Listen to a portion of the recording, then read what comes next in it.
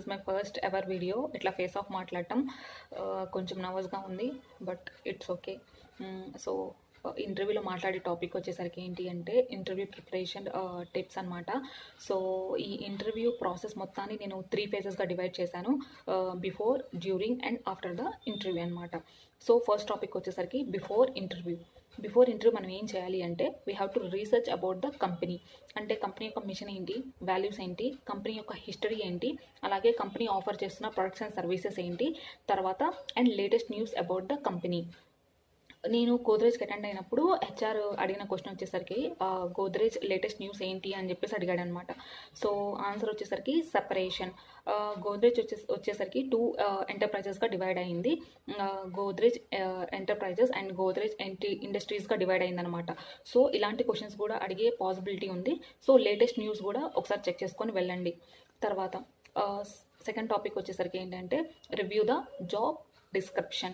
అంటే ఏంటి, job requirement ఏంటి in terms of skills, qualification and experiences అనమాట. ఇవి 3 చెక్ చేసుకోండి. తర్వాత వాళ్ళు ఆఫర్ చేసిన సిటీసీ ఎంత, వర్క్ లొకేషన్ ఏంటి, ఎన్ని అవర్స్ మనం వర్క్ చేయాలి, తర్వాత ఏ షిఫ్ట్లో మనం వర్క్ చేస్తున్నాము, నెక్స్ట్ వచ్చేసరికి ఏదైనా సర్వీస్ అగ్రిమెంట్ ఉందా లేదా అన్నది చెక్ చేసుకొని వెళ్ళండి. నేను పర్సనల్గా అటెండ్ అయినప్పుడు వన్ ఆఫ్ ద కంపెనీ వచ్చేసరికి 2 years సర్వీస్ అగ్రిమెంట్ అడిగింది.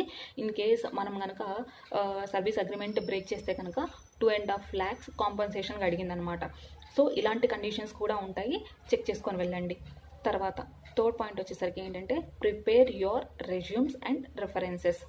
ఈ రెజ్యూమ్స్ వచ్చేసరికి ఏంటి అంటే మనము ఫొటోస్ అటాచ్ చేయడం, రెజ్యూమ్కి ఎండ్కి ఫొటోస్ అటాచ్ చేయడం, తర్వాత క్యాన్వా యూజ్ చేసి, గూగుల్ టెంప్లెట్స్ యూజ్ చేసి మనం రెజ్యూమ్స్ ప్రిపేర్ చేస్తున్నాము. కానీ విషయం ఏమవుతుంది అంటే కంపెనీస్కి బల్క్ రెజ్యూమ్స్ వస్తాయన్నమాట. సో ప్రతి రెజ్యూమ్ని వాళ్ళు రిఫర్ చేసి చెక్ చేసే అంత టైం వాళ్ళకు ఉండదు. కాబట్టి వాళ్ళు ఏం చేస్తారంటే ఒక సాఫ్ట్వేర్లో, ATS అనే ఒక సాఫ్ట్వేర్లో వచ్చిన రెజ్యూమ్స్ అన్ని డంప్ చేస్తారు. డంప్ చేసినప్పుడు on the basis of ranking మన రెజ్యూమ్స్ పిక్ చేస్తారనమాట. సో ఈ టెంప్లెట్స్ ఉన్నవి ఇలాంటివి అంత తొందరగా పిక్ అవ్వట్లేదు అని నేను పర్సనల్గా తెలుసుకున్నాను నేను ఇంటర్వ్యూస్కి అటెండ్ అయ్యేటప్పుడు. సో ఏంటంటే నార్మల్గా ఏ హడావుడి లేకుండా, ఎలాంటి కలర్స్ లేకుండా, బేసిక్గా మెయిన్గా గుర్తుపెట్టుకోవాల్సింది కలర్స్ ఉండకూడదు.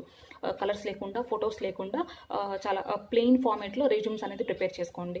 తర్వాత ఎవరైనా రిఫరెన్స్ ఇచ్చే వాళ్ళు ఉంటే కనుక, at present current working employees ఉంటే కనుక వాళ్ళ రిఫరెన్సెస్ అనేది పిక్ చేసుకోండి.